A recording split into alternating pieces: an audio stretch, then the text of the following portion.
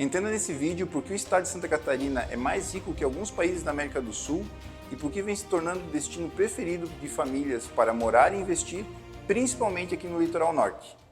Por que o estado de Santa Catarina é mais rico que o Uruguai, Paraguai e Bolívia?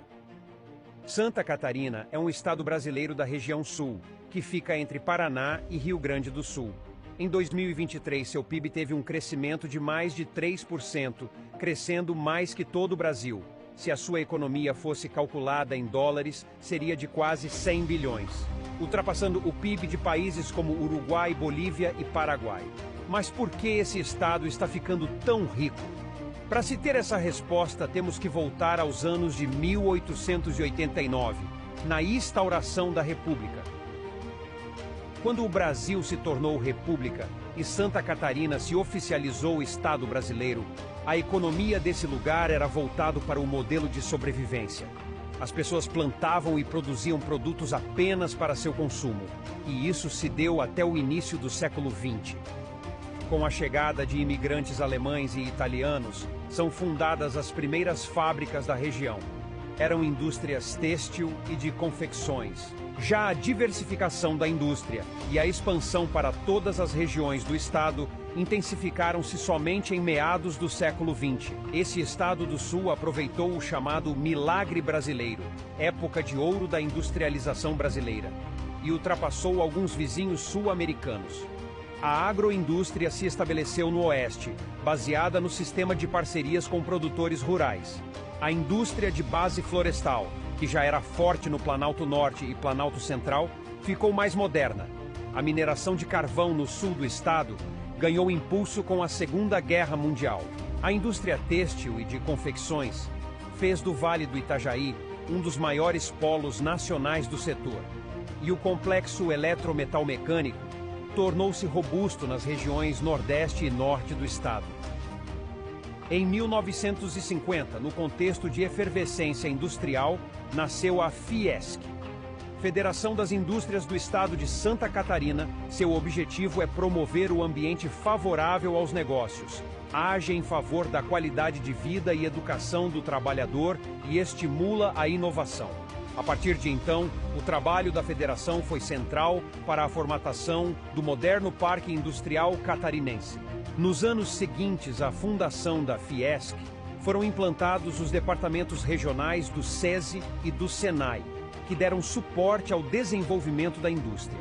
O setor empregava cerca de 10% da população economicamente ativa do estado, em grande parte oriunda do meio rural. E havia limitações educacionais e de saúde que não ajudavam a modernização das empresas. O Senai catarinense foi pioneiro no Brasil na aplicação de um método de treinamento rápido dentro da fábrica, uma metodologia que fora desenvolvida nos Estados Unidos.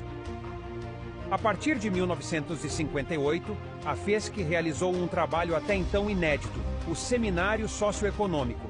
O objetivo era fazer um levantamento completo do Estado, in loco, com a presença de lideranças dos setores público e privado de todas as regiões.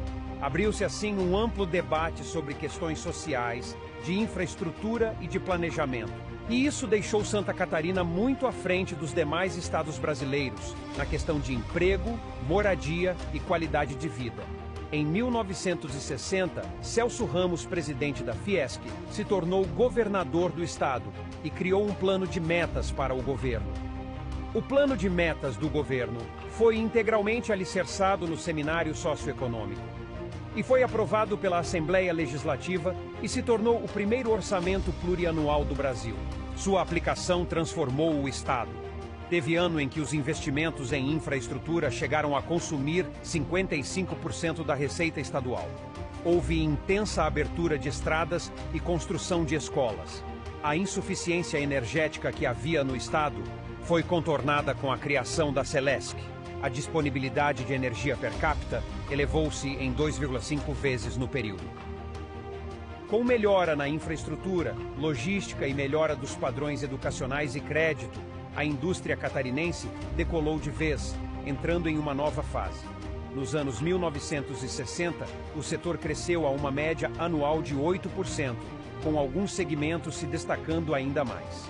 O governador Ramos criou o Banco do Estado, a Universidade Estadual e o Fundo de Desenvolvimento de Santa Catarina, que financiou a expansão da indústria.